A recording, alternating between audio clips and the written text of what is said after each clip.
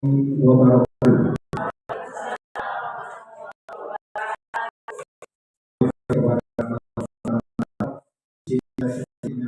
Masalah budaya positif yang asing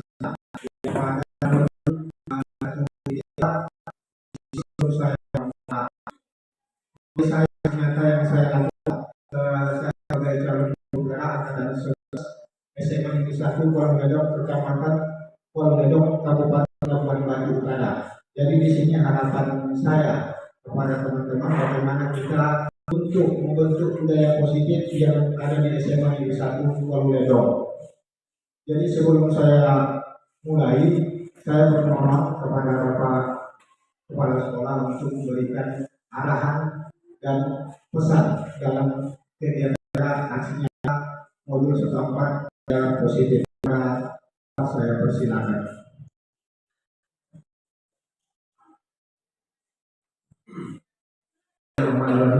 Assalamualaikum warahmatullahi wabarakatuh.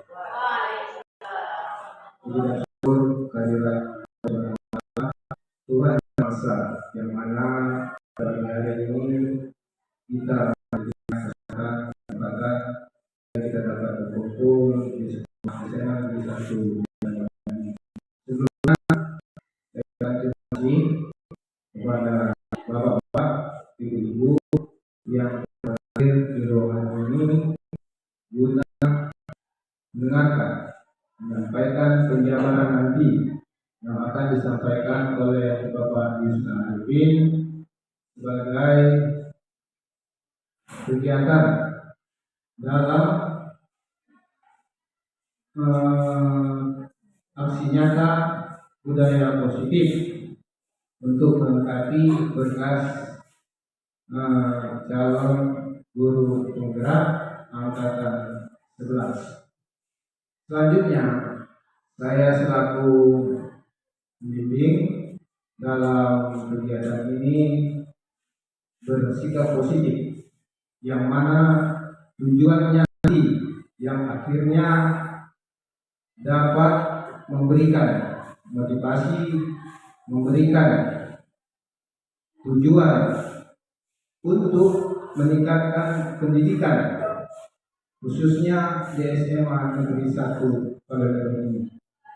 Selanjutnya, sikap positif atau budaya positif yang kita lakukan, yang insya Allah nanti akan terlaksana di sekolah ini nantinya dapat menumbuh kembangkan para peserta didik untuk bersikap bertanggung jawab atas apa yang dilakukannya dalam proses belajar menuntut ilmu. Demikian yang dapat saya sampaikan. Marilah ikut kegiatan ini, marilah kita ikuti kegiatan ini agar pendidikan SMA Negeri 1 Kuala ini dapat menjadi seperti yang saya sampaikan. Wabillahi taufiq wal hidayah. Assalamualaikum warahmatullahi wabarakatuh. Terima kasih untuk aksi nyata saya di sini. Sebelum kita mulai aksi nyata, sedikit saya perkenalkan dulu kapasitas saya, yaitu kawan, dan terakhir saya yaitu Sri Dewi Negara. Ya, inilah juga pembimbing saya setelah saya melaksanakan calon guru penggerak di angkatan 11. Oke, terima kasih teman sejawat kepada Bapak Ibu. Jadi untuk sebelum kita memasuki materi yang akan kita bahas tentang budaya positif, ada baiknya supaya lebih semangat kita mengaturkan SDG. Ya, di sini saya permohon atau mengatakan SDG yang kita buat yang pertama kata kunci yang saya berikan, yaitu guru berkata. Ini yang kata kunci yang saya berikan, guru berkata. Apabila ada guru berkata, maka kita harus mengikuti yang saya ucapkan. Paham Bapak Ibu? Oke, terima kasih. Dan apabila ada guru berkata dilakukan maka salah. Oke, silakan. begini kepada Bapak Ibu teman-teman saya lebih semangat untuk kegiatan aksi yang kita pada hari ini.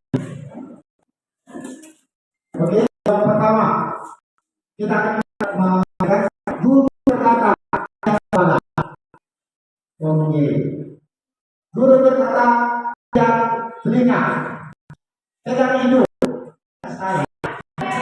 Jadi kita konsentrasi supaya paham tentang bagaimana kita untuk anak sekolah nanti.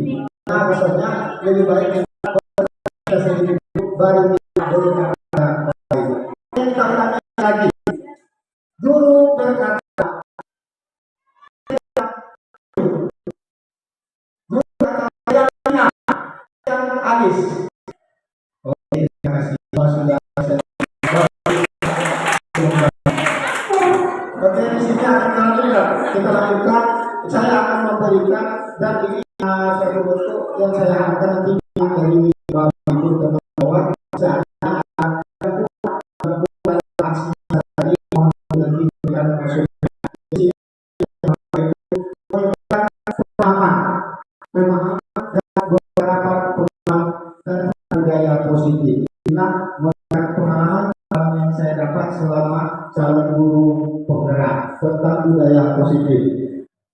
Jadi di dalam konsep inti budaya positif itu ada terdapat beberapa macam. Yang pertama yaitu bisa kita lihat berdasarkan perubahan paradigma belajar. Karena perubahan berdasarkan alat dan pengalaman. Ada yang dikatakan dengan nilai kebajikan. Baru masuk kebutuhan dasar manusia, motivasi perilaku manusia, posisi kontrol guru, baru masuk keyakinan kelas, dan selanjutnya ada kata segitiga restitusi. Inilah nanti akan kita bahas masalah konsep-konsep inti yang ada di dalam budaya positif. Apa sebabnya? Karena kita sebagai guru ada kata miskonsepsi tentang teori kontrol. Makanya saya sampaikan kepada Bapak Ibu guru juga teman sejawat, ada kontrol kita sebagai guru. Kontrol yang pertama yaitu ilusi guru mengontrol murid. Yang dikatakan ilusi supaya bisa kita atasi dengan perbuatan-perbuatan dasar. Baru ada ilusi kritik dan membuat mampu membuat karakter. Bagaimana untuk karakter siswa, bagaimana karakter siswa bisa berubah sesuai dengan negara. Seorang guru harus menuntut seorang siswa sehingga siswa mempunyai karakter yang baik. Baru selanjutnya ada kata ilusi bahwa semua positif sehingga memberikan dengan perbiayaan negara berdasarkan atur sehingga dapat dari siswa. Hanya kita mempunyai ilusi bahwa dia berhak memaksa. Maksudnya kita sebagai guru atau sebagai orang tua berhak untuk memaksa kepada anak untuk mempunyai karakter berdasarkan teori kontrol. Ini adalah paham tentang sebagai seorang guru. Selanjutnya ini ada kata pembelajaran dengan paradigma baru yang kita jelaskan yang dari sini tadi. Ada kata perubahan paradigma belajar. Jadi paradigma ini tadi ada pengertian paradigma, yaitu yang pertama pembelajaran dengan paradigma baru merupakan pembelajaran yang dirancang berdasarkan prinsip pembelajaran berdiferensiasi. Ini yang harus kita pahami yang dikatakan dengan berdiferensiasi. Karena apa sebabnya? Inilah masalah-masalah yang harus kita selesaikan yang ada nanti di SMA Negeri 1 Polowedo. Bagaimana cara solusi yang harus kita ambil supaya anak menerima apa yang kita lakukan, sehingga para peserta didik belajar sesuai kebutuhannya berdasarkan tahap perkembangan sesuai teori psikologi modern untuk mewujudkan profil pelajar Pancasila. Inilah yang harus kita bangun sekarang berdasarkan profil pelajar Pancasila. Karena di dalam profil pelajar Pancasila ini banyak terdapat. Pertama, beriman bertakwa kepada Tuhan yang Maha Esa. Profil Pancasila. Baru selanjutnya kebijakan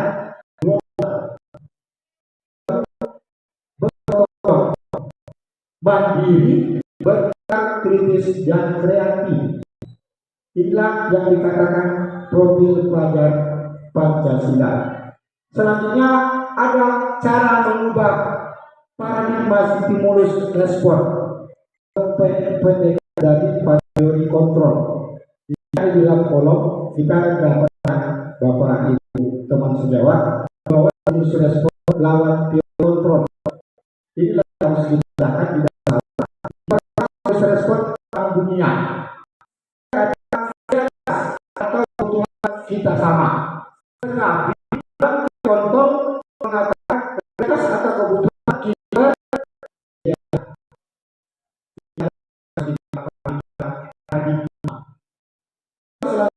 semua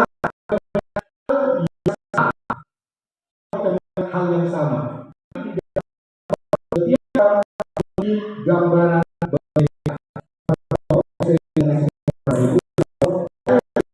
pasti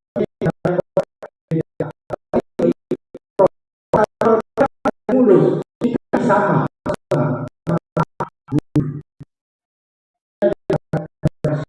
paradigma. Baru kita mencoba mengubah agar pada sama kita seorang harap kita memperdalam kita. Tetapi di dalam teori ini kita berusaha memahami dalam orang yang tadi seperti contoh apa di dalam apanya untuk memajukan pendapat program darurat. Hanya ada kata yang di dalam stimulus mengatakan orang lain saya di dalam stimulus saya mengontrol saya, tapi di dalam teori kontrol Anda yang mengontrol diri Anda. Ini sedikit agak berbeda. Kita yang mengontrol diri. Saya mengontrol orang lain, tetapi di dalam teori kontrol saya tidak bisa mengontrol orang lain.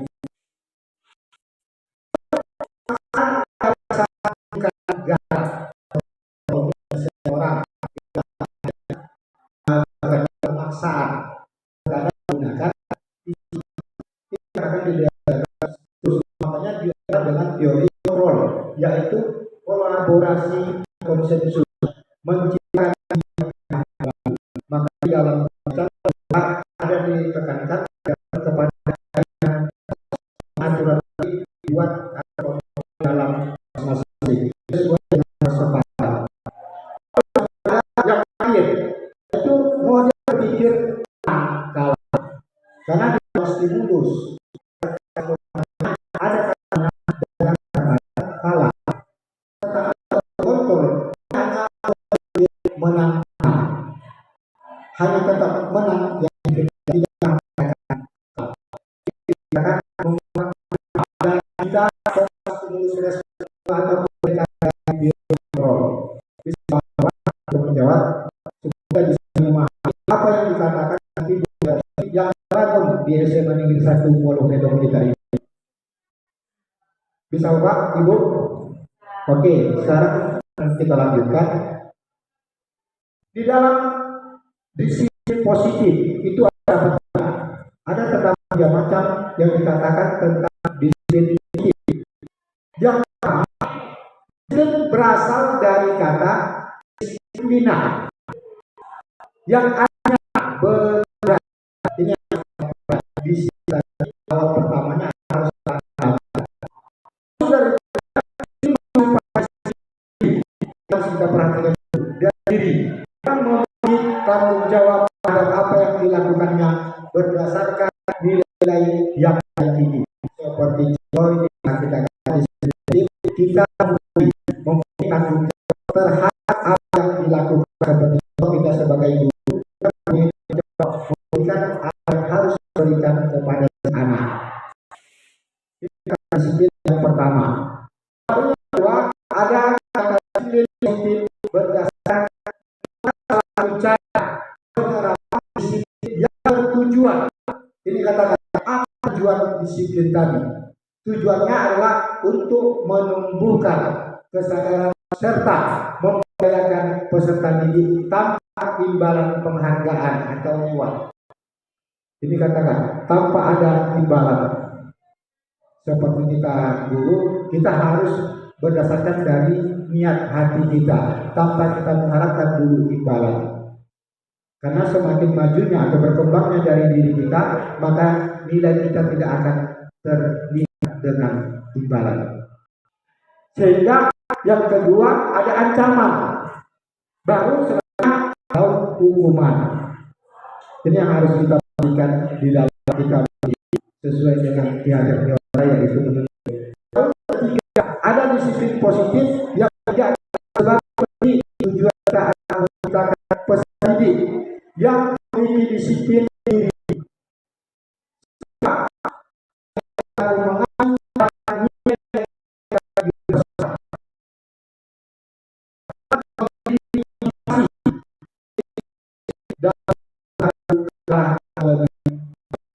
Inilah yang kita harapkan yang pertama, dan setelah disiplin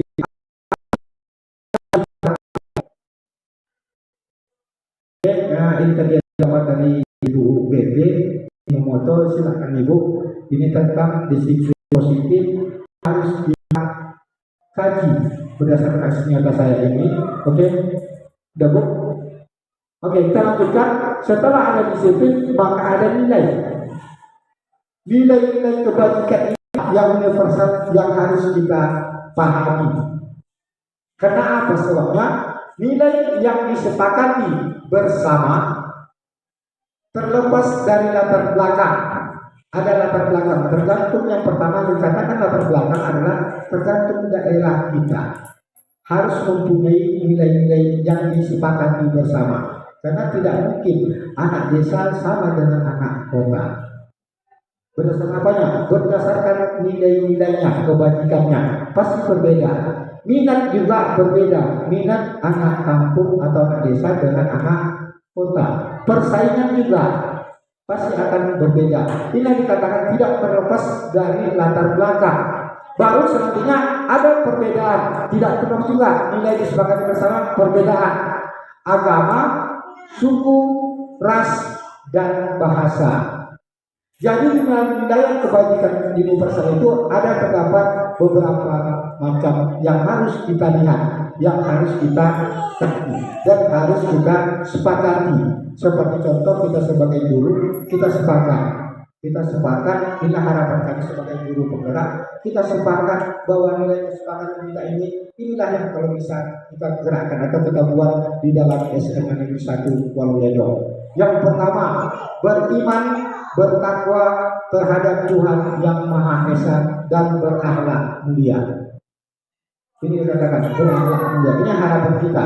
Baru berkebinekaan global, gotong royong, mandiri, kreatif, dan bernalar kritis. Ini dari yang tadi.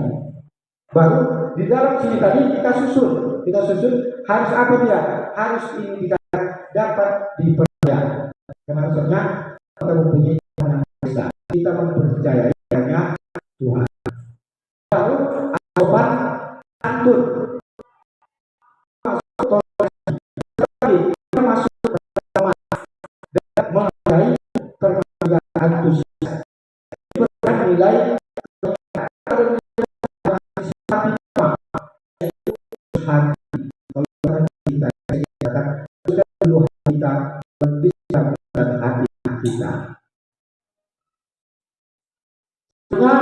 ada sebagai tadi materi yang berikan selalu aktif baru bertanggung jawab. Artinya ada sepakat tidak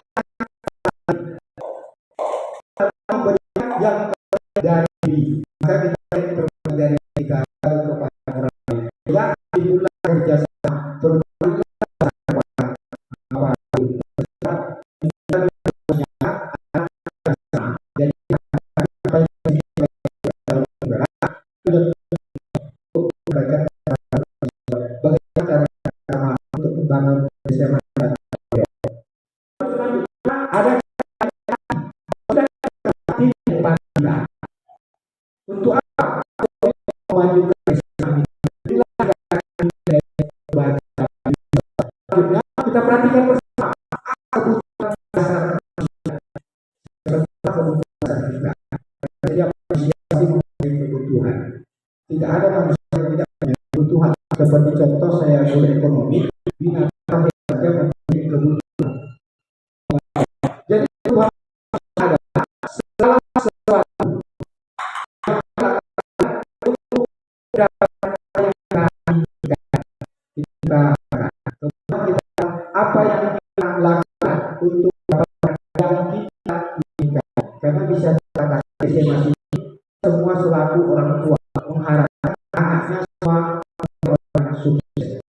Kebutuhan-kebutuhan kita lakukan sehingga seluruh bidang yang kita lakukan memiliki kita sebagai pendidik yang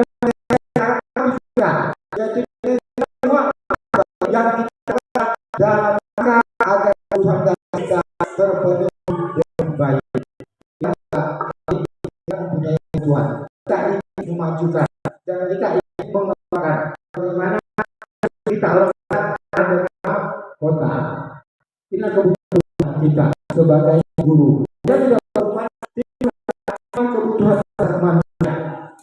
Ada kebutuhan pertama bertahan hidup, seperti contoh di sini kita bedakan antara guru seperti contoh bisa katakan ada PS, ASN, 3K dan honor. Kita di sini semua sama. Apa tujuan itu bertahan hidup? Berdasarkan apa? Berdasarkan kebutuhan yang ingin kita lakukan. Pertama bertahan hidup. Pertama kebutuhan kita adalah untuk makanan.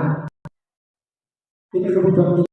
Baru pakaian, tinggal, keamanan dan kesehatan. Ini yang perlu kita ambil dulu di dalam diri. Bertahan hidup. Baru selanjutnya kasih sayang dan rasa diterima. Seperti contoh kata lobe sayang. Kalau sudah pecah berarti ada timbul perceraian. Ya Pak Pemimpin, ada tangan, karena soalnya ada tangan sini, ini kan diterima cinta tadi. Kalau tidak terima cinta, sempat satu tangannya, maka bertepuk sebelah tangan. Pak, Bapak, ini ada diterima, karena banyak yang memberikan ke saya. Ya, Bu. Ya. Baru di bisa kita katakan kalau seorang tadi mengatakan saya harus kita paham dulu. Ini juga kita bertanya, kalau kita sudah menasihati tapi dia tidak peduli, berarti dia tidak sayang sama kita. Kata berbagi, kalau hati itu harus berbagi, jangan dibagi.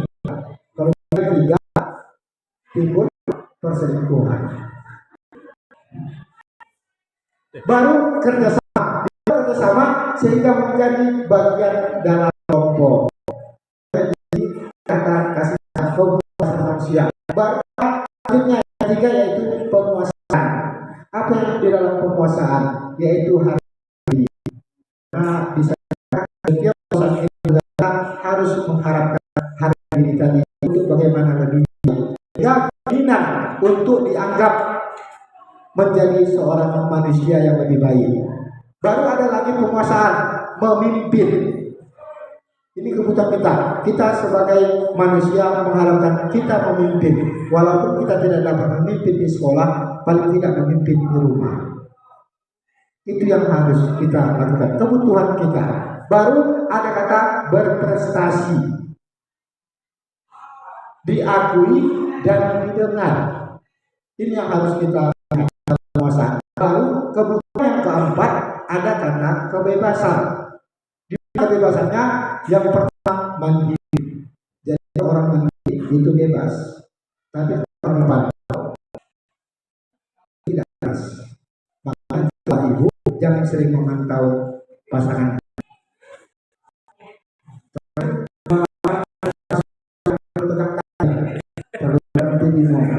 Iya, jadi usahakan kebebasan tadi menghadap kepada kepercayaan. Karena misalnya kebebasan masuk dari kepada kepercayaan, karena memiliki pilihan.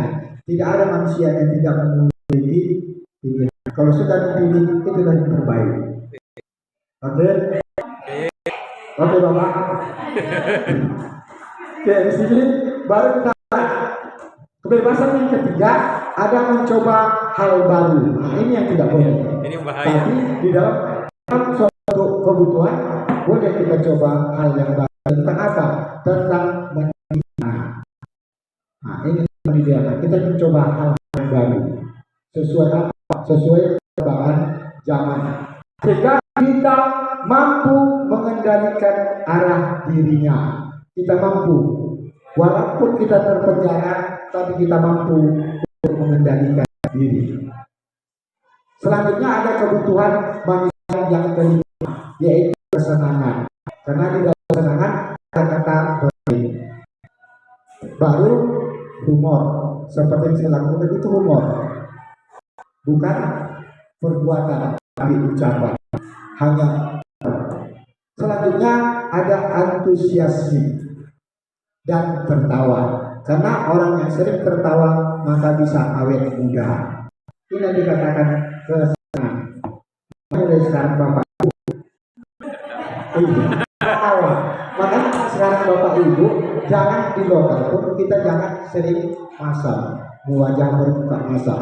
Tertawa, apapun dilakukan anak tertawa, sehingga timbul pertanyaan anak, kenapa ibu ini tertawa? Iya kan? Di rumah. Oke, ini yang bisa kita lihat berdasarkan 5 kebutuhan manusia. Oke, selanjutnya setelah kita memahami 5 kebutuhan manusia, ada motivasi perilaku manusia. Yang bisa kita lihat ada 2 perilaku motivasi manusia yang harus kita bangun. Pertama, motivasi ekstrinsik. Ini yang pertama yang harus kita bangun. Iya, Ibu, bagikan aja Bu, supaya kita lebih dapat bekerja sama dalam mengembangkan hasil nyata saya ini. Mudah-mudahan kedepannya lebih baik lagi. Ini kebutuhan kerjasama. Apa yang ada saya dapatkan, itu yang saya berikan. Iya.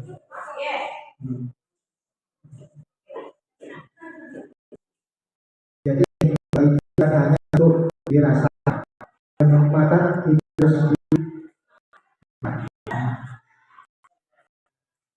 kita lanjutkan. Ini yang motivasi tentang perilaku yang ada. Bapak pemimpinnya ini. Kita pemimpin.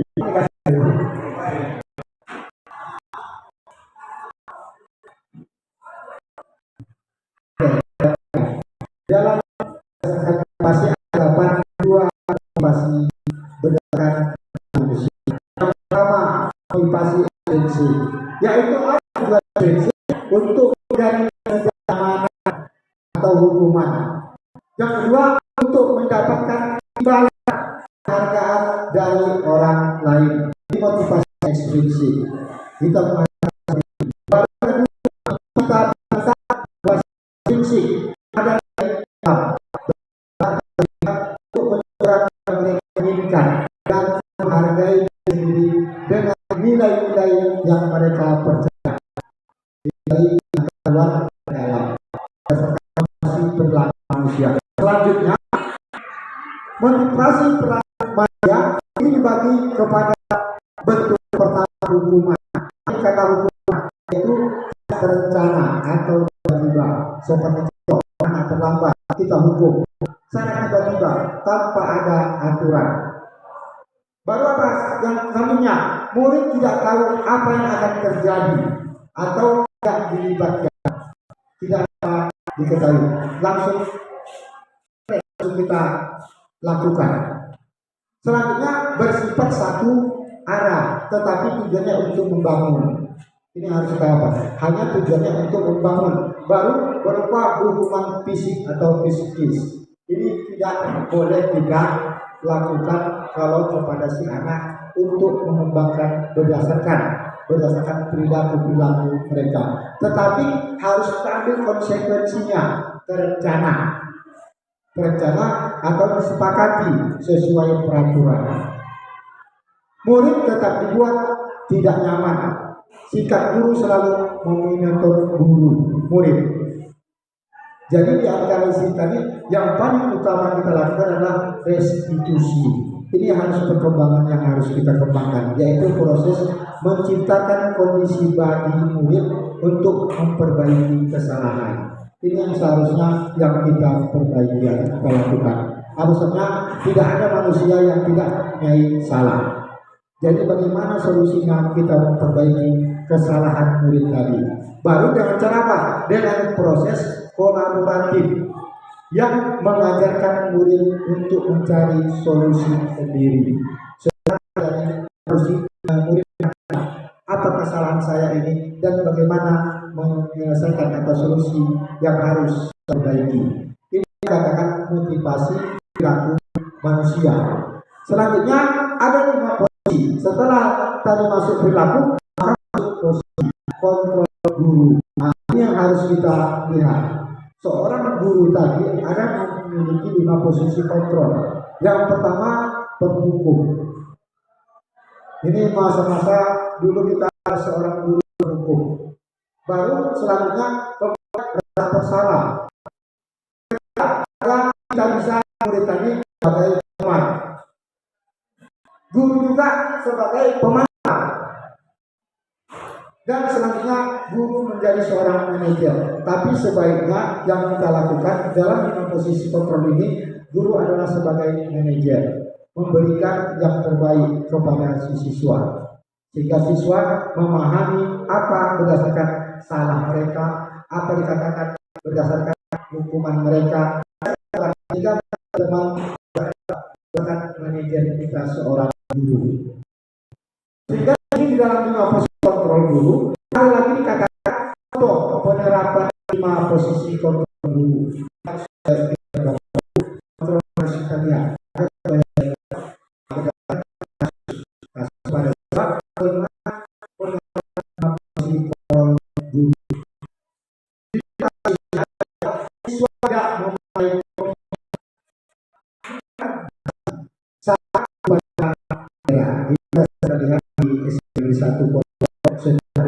Kita melakukan upacara, terkadang siswa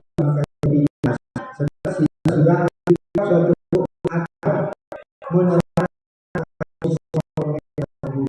tapi tidak mengikat aturan yang ada di teman guru satu, sehingga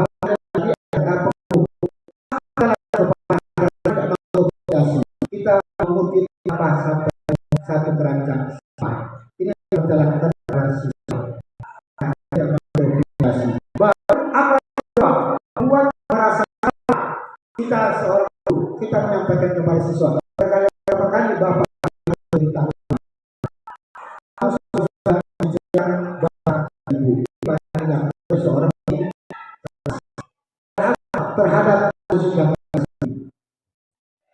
karena siswa tidak memahami dari satu baru kasus yang teman ada siapa yang seorang guru. Nah, ayolah kita dalam sekolah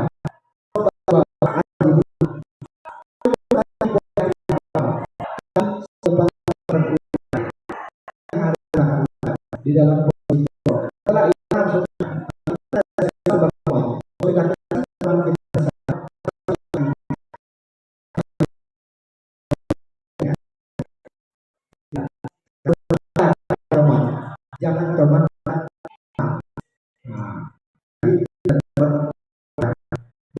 seorang budak sebagai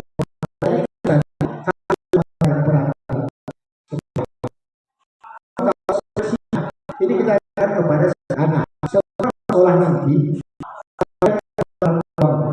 untuk melengkapi jangan ditinggalkan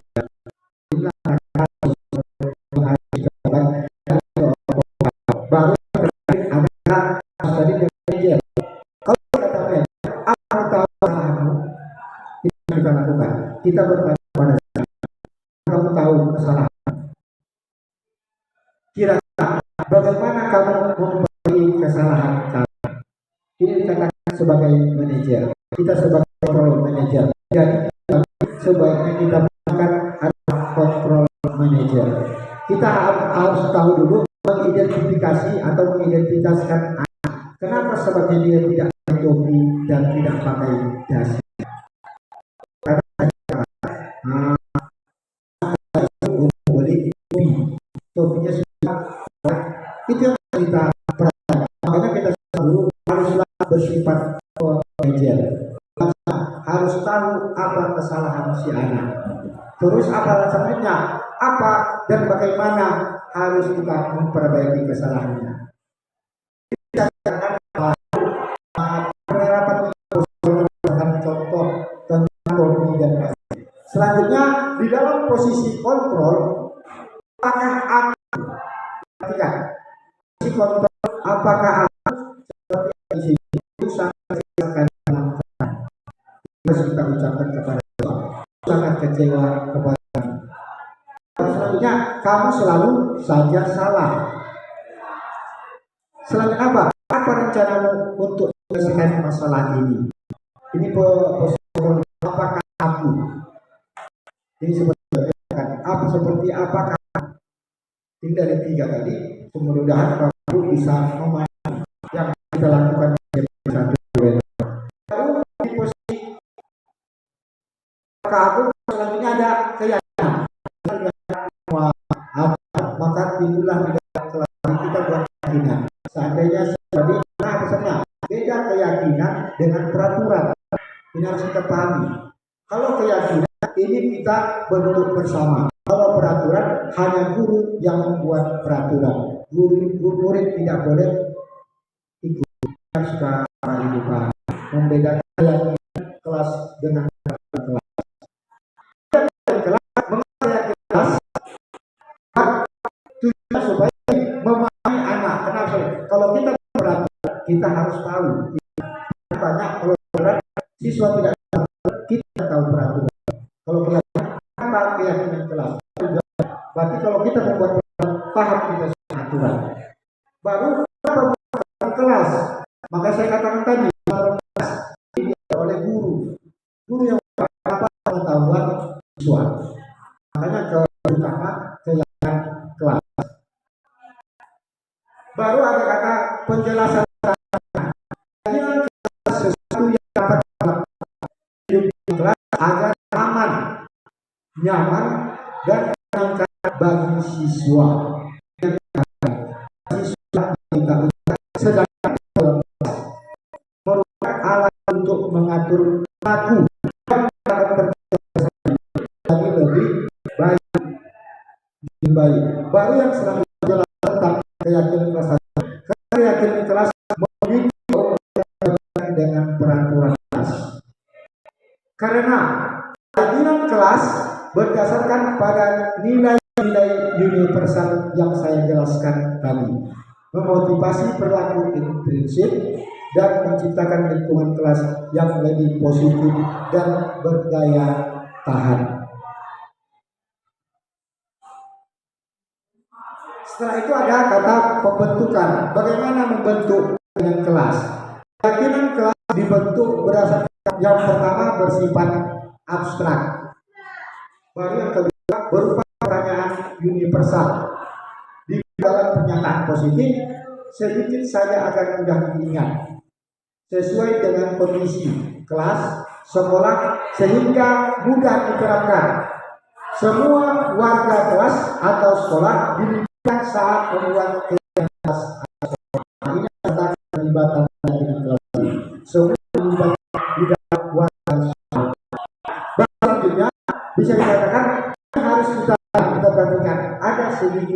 restitusi. Di mana inti dari segitiga restitusi? Yaitu bisa kita katakan yang pertama, segitiga restitusi adalah menstabilkan identitas. Seperti dikatakan menstabilkan identitas, memahami diri sendiri. Baru setelah itu validasi tindakan yang salah. Apa yang dilakukan kesalahan si anak? Setelah kita melakukan memahami apa kesalahan si anak, baru kita menanyakan keyakinannya. Apa yang harus dilakukannya aturan supaya dia bisa berubah. Seperti penjelasan di sini, restitusi adalah proses menciptakan kondisi bagi murid untuk memperbaiki kesalahan mereka sehingga mereka bisa kembali pada kelompok mereka dengan karakter yang lebih kuat. Restitusi juga merupakan proses kolaboratif yang mengajarkan murid untuk mencari solusi tentang masalah mereka dan membantu murid berpikir tentang orang seperti apa yang mereka ingin menjadi tujuan mulia. Sehingga terdapat juga bagaimana mereka harus memperlakukan orang lain. Ini definisi yang dijelaskan oleh Gosen. Gosen membahas tentang apa yang dikatakan segitiga restitusi. Jadi selanjutnya kita teliti, kita pahami segitiga restitusi. Ini yang dikatakan segitiga restitusi. Yang pertama adalah menstabilkan identitas. Ini yang pertama. Berdasarkan prinsip membuat kesalahan adalah bagian dari proses pembelajaran. Contoh, berbuat salah itu wajar. Berbuat salah itu tidak ada manusia yang sempurna. Bapak Ibu memahami identitas yang tadi. Ini yang kita ucapkan kepada si anak. Berbuat salah itu wajar. Harus diperbaiki. Baru ada yang sempurna. Semua yang kesalahan. Bapak Ibu atau Bapak juga melakukan kesalahan. Lalu siapa yang salah dan siapa yang benar? Kami ingin mencari solusi untuk persoalan ini. Kita berhak merasa dulu. Ini yang harus diucapkan kepada siswa. Jika segitiga yang baik. Berdasarkan apa? Berdasarkan menstabilkan identitas. Baru selanjutnya Bapak Ibu tindakan yang salah. Berdasarkan prinsip setiap perilaku berupaya memenuhi suatu kebutuhan tertentu. Seperti apa? Apa pertanyaan yang kita berikan? Dalam tindakan salah. Pertanyaan bisa kita berikan. Kamu pasti punya alasan. Kenapa melakukan hal itu? Seperti contoh, anak kamu tidak memakai tadi. Bisa kita tanya. Kamu pasti punya alasan. Kenapa tidak memakai topi dan dasi? Jadi disinilah baru ketahuan memvalidasikan tindakan yang salah. Kenapa dia tidak pakai topi? Baru selanjutnya bisa kita lihat. Kalau kamu bisa yang ini, bisa saja bisa kita katakan dari anak. Patut bangga karena melindungi sesuatu yang penting. Ini dikatakan validasi tindakan yang salah. Baru yang ketiga ada kata menanyakan keyakinan. Setelah kita tahu anak tadi apa yang dilakukannya, barulah kita lakukan menanyakan keyakinan si anak untuk melakukan perubahan berdasarkan prinsip teori kontrol, bahwa pada dasarnya kita termotivasi secara intrinsik dari dalam kita. Seperti apa pertanyaan yang kita lakukan? Apa keyakinan kelas kita kepada si anak? Sehingga timbul dari diri si anak mengatakan, saya tidak akan mengulanginya lagi. Baru nilai apa yang telah kita sepakati bersama. Nah, setelah baru sepakati kepada si anak. Baru inilah yang sudah saya lakukan. Sudah saya lakukan di SMA Negeri 1 Pulau Bedok tentang contoh penerapan segitiga restitusi. Di sini ada siswa yang teman sebangkunya selalu melakukan mencontek kepada teman satu bangkunya lain sehingga menimbulkan pertengkaran. Ini sudah saya lakukan di SMA Negeri 1 Pulau Bedok. Oke, sebagai penutup Nah, dalam penerapan program disiplin positif, sebaiknya guru memiliki kepribadian dan komunikasi serta sosial yang baik, di mana guru mampu merefleksikan dirinya dalam posisi kontrol pada saat ini. Seorang guru harus bisa menjadi among. Ini saya katakan tadi, seorang guru harus bisa menjadi among atau manajer dalam menuntun murid agar menjadi murid yang berkarakter, bertanggung jawab sesuai dengan profil pelajar Pancasila dan yang dijelaskan Ki Hajar Dewantara. Jadi terima kasih, inilah yang bisa saya simpulkan di dalam aksi nyata saya sebagai calon guru penggerak. Sebelum kita mengakhiri pertemuan ini, ada materi yang dipertanyakan Bapak Ibu, saya mohon masukan, umpan balik atau tanggapan mana yang harus saya perbaiki dari aksi nyata saya ini. Mudah-mudahan aksi nyata saya ini dapat berkembang atau dapat saya laksanakan di sekolah SMA Negeri 1 Kuala Lumpur kita ini. Kepada Bapak Ibu, ada yang ingin bertanya sebelum saya akhiri pertemuan kita ini? Saya persilakan Bapak Ibu.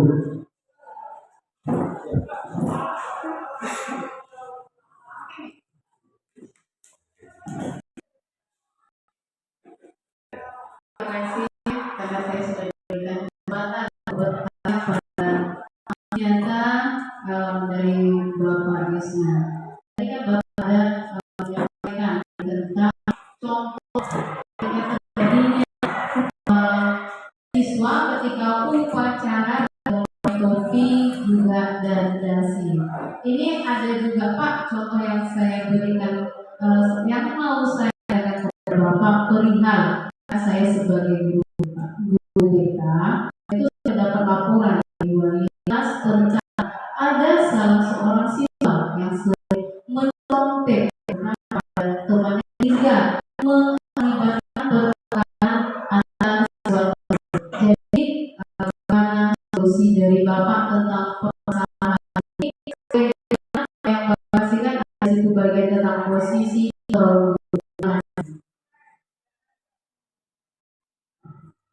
Terima kasih yang disampaikan dari Ibu Dewi. Saya memberikan permasalahan kepada si anak atau sebagainya sehingga timbulkan peran antara siswa ini. Jadi sudah saya lakukan bagaimana kita membaca permasalahan tersebut menjadi resolusi. Seperti yang dari beberapa ada yang pertama apa? Yang pertama menstabilkan identitas. Kita stabilkan identitas dulu kepada si anak. Kita tanya si anak. Anak tadi kita tanya, bagaimana anak tadi mengembangkan atau bagaimana bisa terjadi persoalannya. Terus tanya, seperti ini. Setelah sudah anak memberikan penjelasan tentang identitas kejadian atau perubahan mereka ini, masuk kita penjelasan salah. Kita permasalahannya anak mencontek padahal tidak terima untuk dicontek tugas yang diberikannya, sehingga si siswa yang satu lagi membentak timbul berkelahi. Makanya awal harus kita buat menanyakan keyakinan. Saat menanyakan keyakinan,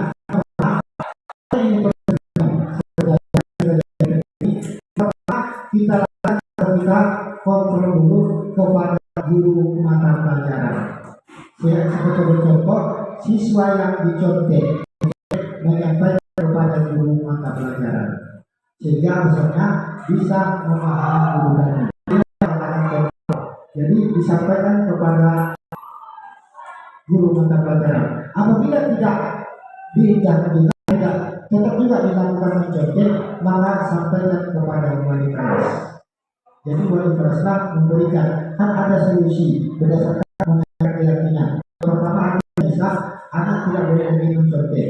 Yang kedua, buat aturan mereka dipisahkan bangku mereka. Jadi anak tidak lagi merasa bahwa dia ditekan atau mendapat selalu hukuman di dalam lokal. Inilah yang harus kita lakukan sebagai kita guru BP dan sebagai guru kontrol, mengontrol kepada siswa kami. Jadi keyakinan kita tanya, kita samakan mereka, kita kenal semua. Karena guru kami kan masuk di dalam lokal, pasti mereka tahu ini siswa tidak lagi boleh mencontek. Keyakinan setiap sama kerja mereka berarti dikatakan dia mencontek. Ini keyakinan yang harus kita buat. Kalau setelah itu baru kepada wali kelas. Wali kelas. Sehingga selalu sempat terjadi perkelahian, makanya masuk ke BP. BP tinggal mengembangkan berdasarkan apa? Berdasarkan bagaimana segitiga restitusi. Jadi itu yang bisa saya perjelas kepada Bapak Ibu Putri tentang bagaimana mengontrol supaya tidak terjadi perkelahian lagi atau persengketaan antara siswa satu bangku. Jadi saya akhiri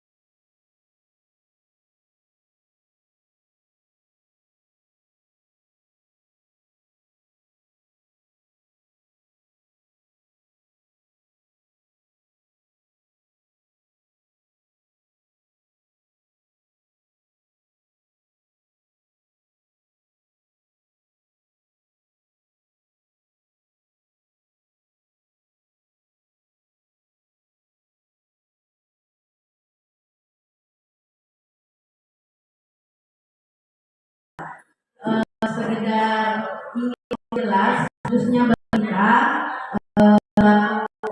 guru atau pemimpin pembelajaran SMA Sastrono, sebenarnya terhadap kita pribadi.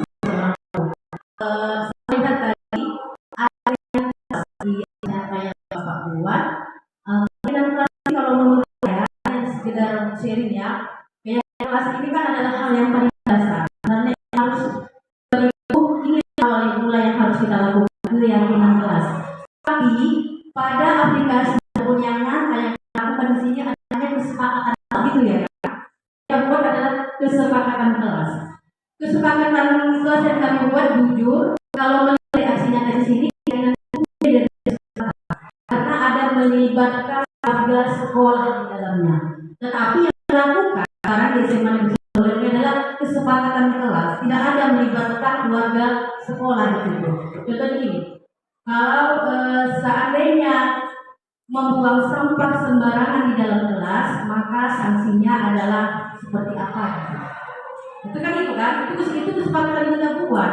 Sebenarnya itulah yang harus kita lakukan. Selain peraturan yang mengikat di SMA Negeri 1 Pondok, ada peraturan tata tertib sekolah. Jadi kita lakukan adalah kesepakatan kelas.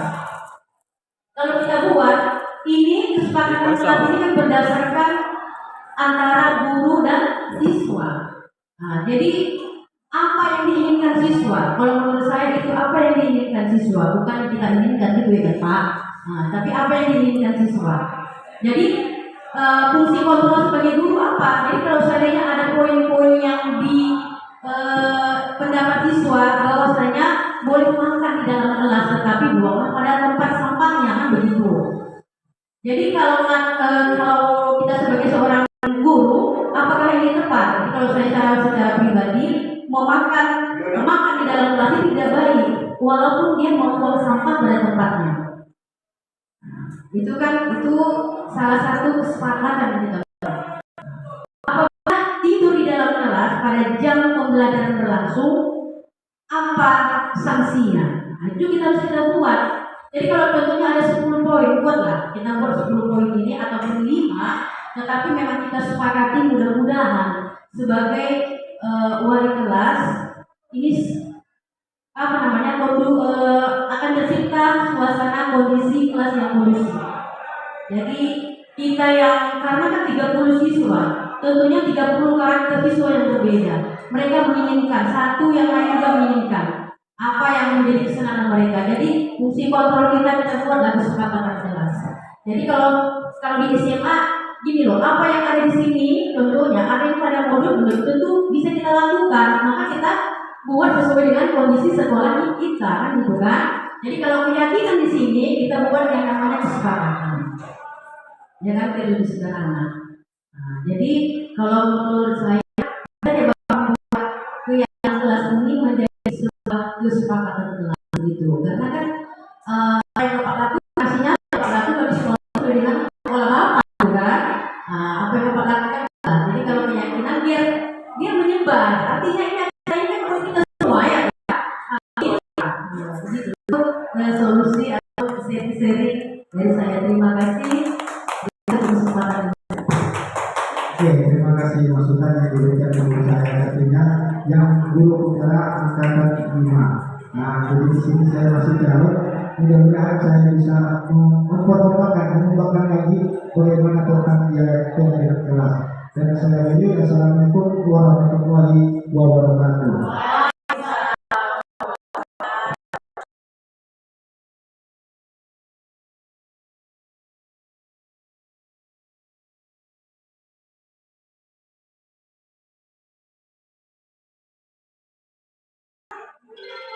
Assalamualaikum warahmatullahi wabarakatuh. Waalaikumsalam.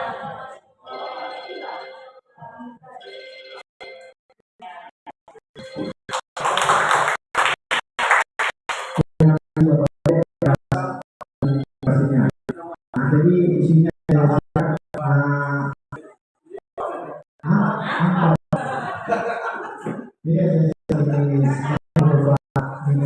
jadi kalau untuk mengambil alih ini bukan untuk kegiatan ini.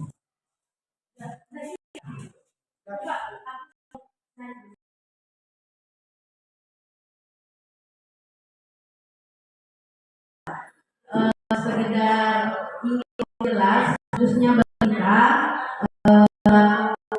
guru atau pemimpin pembelajaran SMA Sastrono, sebenarnya terhadap kita pribadi. Saya lihat tadi ada yang Bapak buat. Dan kalau menurut saya, yang sekedar sharing ya, kelas ini kan adalah hal yang paling dasar. Karena yang harus ini awal mulai yang harus kita lakukan keyakinan kelas. Tapi pada aplikasi pengunyangan yang dilakukan di sini adanya kesepakatan gitu ya. Yang buat adalah kesepakatan kelas. Kesepakatan kelas yang kami buat jujur kalau melihat aksinya dari sini karena ada melibatkan warga sekolah di dalamnya. Tetapi yang dilakukan sekarang di SMA ini adalah kesepakatan kelas, tidak ada melibatkan warga sekolah di situ. Contoh ini, kalau seandainya membuang sampah sembarangan di dalam kelas, maka sanksinya adalah seperti apa? Itu kan, itu kesepakatan kita buat. Sebenarnya itulah yang harus kita lakukan. Selain peraturan yang mengikat di SMA Negeri 1 Pondok, ada peraturan tata tertib sekolah. Jadi kita lakukan adalah kesepakatan kelas. Kalau kita buat ini kesepakatan kelas ini kan berdasarkan antara guru dan siswa. Nah, jadi apa yang diinginkan siswa? Kalau menurut saya itu apa yang diinginkan siswa, bukan yang kita inginkan gitu ya Pak. Nah, tapi apa yang diinginkan siswa? Jadi fungsi kontrol sebagai guru apa? Jadi kalau seandainya ada poin-poin yang di pendapat siswa bahwasanya boleh makan di dalam kelas tetapi buanglah pada tempat sampahnya kan begitu. Jadi kalau kita sebagai seorang guru, apakah ini tepat? Jadi kalau saya secara pribadi makan di dalam kelas itu tidak baik, walaupun dia membuang sampah pada tempatnya. Itu salah satu kesepakatan yang kita buat. Apabila tidur di dalam kelas pada jam pembelajaran berlangsung, apa sanksinya? Nah, itu kita buat. Jadi kalau contohnya ada 10 poin, buatlah kita buat 10 poin ini ataupun 5, tetapi memang kita sepakati mudah-mudahan sebagai wali kelas ini akan tercipta suasana kondisi kelas yang kondusif. Jadi kita karena kan 30 siswa, tentunya 30 karakter siswa yang berbeda. Mereka menginginkan satu, yang lain juga menginginkan apa yang menjadi kesenangan mereka. Jadi fungsi kontrol kita buatlah kesepakatan kelas. Jadi kalau di SMA gini loh, apa yang ada di sini, contohnya ada yang pada modul belum tentu bisa kita lakukan, maka kita buat sesuai dengan kondisi sekolah kita kan gitu kan. Jadi kalau keyakinan di sini kita buat yang namanya kesepakatan. Ya kan, lebih sederhana. Nah, jadi kalau menurut saya kita coba membuat keyakinan kelas ini menjadi sebuah kesepakatan kelas gitu. Karena kan yang Bapak lakukan pastinya Bapak lakukan di sekolah sesuai dengan sekolah Bapak kan. Apa yang Bapak lakukan. Jadi kalau keyakinan dia menyebar. Artinya ini kalau kita semua ya. Begitu. Solusi atau seri dari saya. Terima kasih. Oke, terima kasih masukan yang diberikan kepada saya. Artinya yang guru putra angkatan 5. Nah, jadi di sini saya masih jauh. Mudah-mudahan saya bisa mengembangkan lagi bagaimana tentang kelas. Dan saya ini assalamualaikum warahmatullahi wabarakatuh.